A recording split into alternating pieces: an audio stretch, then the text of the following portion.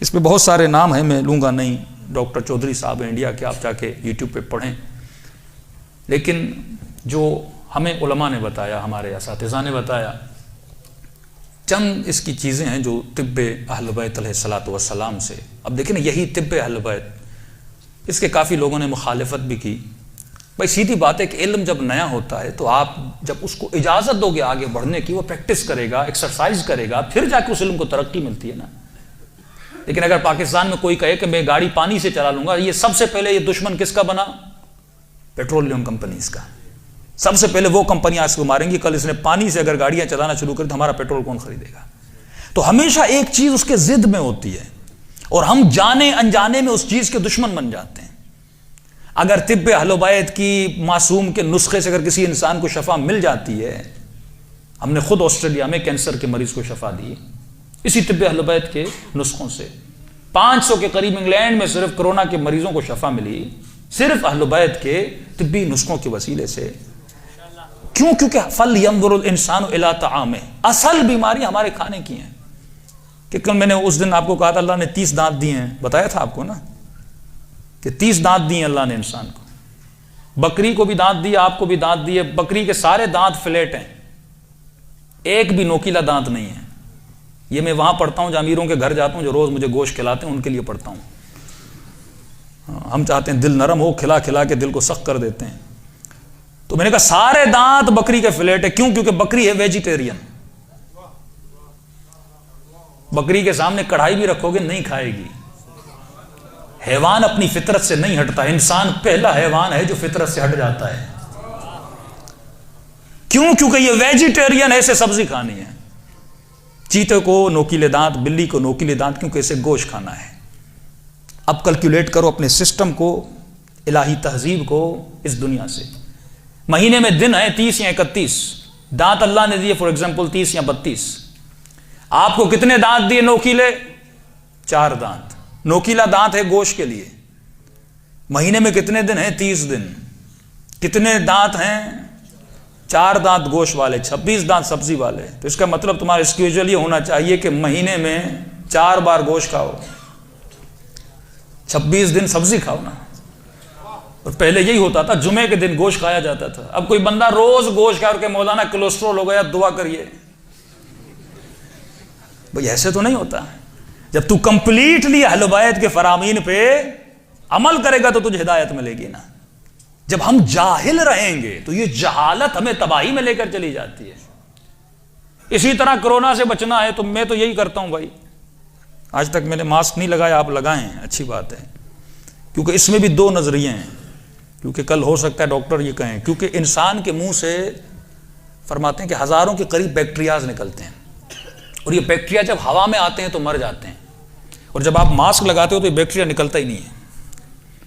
کچھ ڈاکٹرز کہتے ہیں کہ ماسک کی وجہ سے بھی اب لگاؤ تو پھر تھوڑی تھوڑی دیر کے بعد سانس لیا کرو تاکہ وہ بیکٹیریا نکل جائیں. بعض لوگ تو میں نے دیکھا ہے کہ مسجد میں بندہ بیٹھے اکیلا ماسک لگا کے بیٹھا ہے. بھائی اکیلے کیوں تم نے ماسک لگائے؟ ماسک ہے تاکہ اس کا بیکٹیریا جیسے زکام ہوتا ہے وہ چیزیں تیری طرف منتقل نہ ہو. لیکن پھر بھی باہر جائیں، کھلی ہوا میں ماسک نیچے کیا کریں. بند فضاؤں میں آپ ماسک لگا رہے ہیں تاکہ اس کا بیکٹیریا آپ کے بیکٹیریا سے نہ ٹکرائے. تو تھوڑا بہت خود بھی اسٹڈی کریں. نقل والے نہ بنیں، عقل والے بنیں. تو اس کا سمپل مشورہ میں آپ کو دوں کہ دن میں نماز 5 وقت واجب ہے نا. تو 5 وقت نماز، اس کا مطلب مجھے کتنی بار وضو کرنا ہے؟ 5. اور مستحب بھی، اگر وضو بھی ہو تو نماز کے لیے پھر وضو کیا کرو. کوئی بھی دین مذہب ایسا نہیں جو دن میں 5 مرتبہ انسان کا چہرہ اور بازو دھلوائے. اسلام واحد مذہب ہے. تو کوشش کیا کرو اس 5 کو 10 کر دو، کہ دن میں 10 مرتبہ ہر آدھے گھنٹے کے بعد وضو کیا کرو. اب وضو میں کلی بھی ہے، ناک میں پانی بھی جاتا ہے. اور یہ ثابت ہوا جب ٹھنڈے پانی سے انسان وضو کرتا ہے کافی بیکٹیریا ٹھنڈے پانی سے مر جاتے ہیں. یہ بھی سائنس میں ثابت ہوا ہے. تو جب وضو کرتے ہیں تو وضو آپ کے سارے بیکٹیریاز کو مار دیتا ہے. اور اسلام میں ویسے بھی کھانے سے پہلے انسان ہاتھوں کو دھویا کرے. دوسرا، کھانے کی ترتیب. اسلام میں کھانا 3 ٹائم نہیں ہے، 2 ٹائم ہے. علماء کی روش جو ملتی ہے، بہترین 2 ٹائم کھانا کھائیں، بیچ میں انسان تھوڑا فروٹ کھا لے. اور یہ انڈیا کا ڈاکٹر ہے چودھری، بہت مشہور ڈاکٹر، اس نے تقریباً ابھی تک 5000 مریضوں کو، اور اس نے چیلنج کیا ہے کہ انڈیا کا کوئی بھی مریض آئے میں ٹھیک کر کے دکھاؤں گا. دوسرا، سب سے زیادہ ہم جب بیمار ہو جاتے ہیں نئی ریسرچ پڑھا. کچھ ڈاکٹرز ہوتے ہیں جو ڈاکٹر بن جاتے ہیں لیکن نہ تھیسس لکھتے ہیں، نہ انٹرنیشنل کانفرنسز میں جاتے ہیں، زیادہ ریسرچ نہیں کرتے.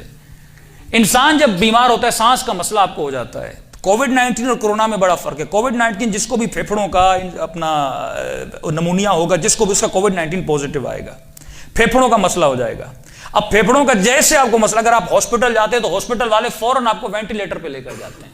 اور یہ تحقیق ثابت ہوئی ہے جو بندہ وینٹیلیٹر پہ جاتا ہے 90% لوگ وینٹیلیٹر پہ مر جاتے ہیں. اس کی وجہ یہ ہے کہ وینٹیلیٹر آپ کو پریشر آکسیجن دیتا ہے. کون سی آکسیجن؟ پریشر آکسیجن سے. اکثر لوگوں کا جو دماغ کا تعلق ہے باڈی سے کٹ جاتا ہے، وہ انسان کہاں چلا جاتا ہے؟ آئی سی یو میں چلا جاتا ہے. تو کوشش کریں جو بندہ مریض ہے وہ خود کو گھر میں ہی کرنٹائن کر لے. اور یہ نسخہ ان کا ہے اور طب اہل بیت میں بھی اس کا آتا ہے کہ جو پھیپھڑوں کا جس کو مسئلہ ہو وہ انسان کھانا جب کھائے اپنے وزن کے حساب سے، مثلا آپ کا وزن 70 کلو ہے، 60 kg ہے، اس کا 30% آپ نکالیں. مثال کے طور پہ اگر آپ 100 کلو کے ہیں تو اس کا 300 گرام وہ کہتے ہیں کھیرا اور ٹماٹر، کیونکہ دونوں میں وٹامن سی ہے. اور اس وائرس کو صرف وٹامن سی مار سکتی ہے، پانی مار سکتا ہے. اور انہوں نے پروو کیا ہے کہ تقریباً 5,000 لوگوں کو صرف اس نسخے سے انہوں نے علاج کیا کہ صبح بھی 300 گرام اور رات کو بھی 300 گرام جب بھی کھانا کھائیں اس میں ٹماٹر اور کھیرا ہونا چاہیے. اور اگر ویسے بھی آپ اس چیز کو یوز کریں تو اس سے کبھی کینسر بھی نہیں ہوتا، کیونکہ وٹامن سی بدن میں جتنا زیادہ ہوتا ہے انسان اس وائرس سے بھی بچتا ہے اور کینسر سے بھی بچ جاتا ہے. سب بات پڑھے محمد و آل محمد.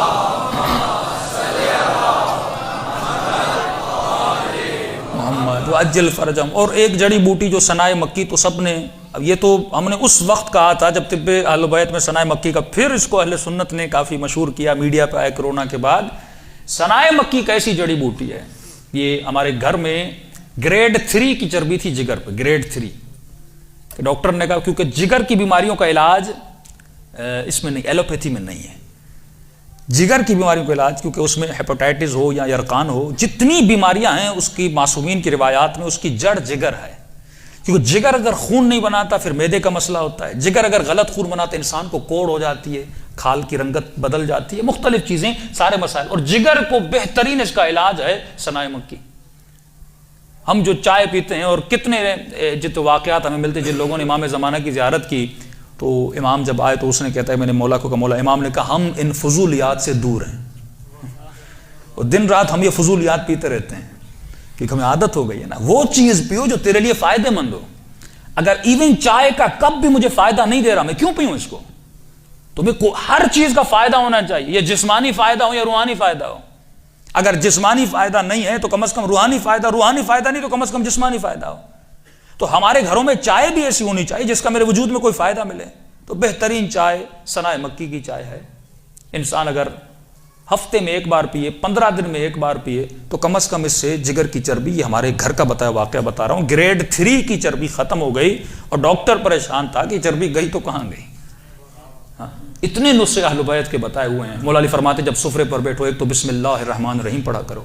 یہ سائنس نے ثابت کیا جب پانی پر بسم اللہ پڑھا جاتا ہے اس کے جو سیلز ہیں وہ پانی کے سیلز پھول کی طرح خوبصورت ہو جاتے ہیں. یہ ثابت ہوا ہے جب بسم اللہ پڑھتے وہ سیل خوبصورت ہو جائے، پانی پھر بدن میں جاتا ہے تو پانی انسان کو شفا دیتا ہے. اسی طرح مختلف چیزیں جس مولانا فتوا دے، ابھی پیٹ میں 2 لقموں کی جگہ ہو تو چھوڑ دو. اور ہم تو لقمہ جاتا نہیں، پیچھے سے دھکا دیتے ہیں. ہاں، میں آپ کو نہیں، میں نے مولویوں کو دیکھا. وہ مولوی کے ساتھ جیسے سفرے پر کھانے پر بھی کنٹرول نہ ہو. وہ ہمارے ایک مولانا تھے کہ مولانا آپ تو کم کھاتے ہیں لیکن ہمیں کھانے دیجئے. اور وہ کھایا، اگلے سال دیکھا اس کو فالج ہو گیا. میں نے کہا مولانا اتنا کھایا، کم کھاتے تو زندگی زیادہ ہوتی. تو اس کی مثال ایسے دیتا ہوں، یہ واقع علماء اخلاق مثال دیتے ہیں. مثال کے طور پہ اللہ نے آپ کی چینی کا بجٹ رکھا ہے کہ یہ بندہ اپنی زندگی میں 50 kg چینی کھائے گا. اب آپ ہرس کر کے وہ 50 kg 20 ایئرز میں کھا لو، چینی ختم ہو گئی بھائی. اب ڈاکٹر کہے گا شوگر ہو گئی ہے. اب چینی زیادہ کھاؤ گے تو مر جاؤ گے، لیکن اس کو تھوڑا تھوڑا کر کے کھاؤ تو دنیا بچے گی اور آخرت. اور شیطان دیکھو نا، اس کے گمراہ کرنے کے، کل میں نے جو آپ کو بتایا نا کہ حمزات ہے، نفاسات ہے، نفخات ہے، یہ مختلف طریقوں سے انسان کو گمراہ کرتا ہے. کئی مومنین شوگر کے مریض ہوتے ہیں، سفرے پر آتے ہیں، مولا کی نیاز آتی ہے، میٹھی نیاز، حلوہ آیا، میٹھے چاول آئے، کھانا شروع ہو جاتا ہے. اب مولوی کوئی منع کرے بھائی آپ کو شوگر ہے تو کہتے ہیں مولانا نیاز، مولانا نیاز میں شفا ہے. اب کچھ آپ کہو یہ مولوی مقصر ہے، بھائی نیاز سے روک رہا ہے. اب اپنی خواہش نفس کو کہاں پورا کر رہا ہے؟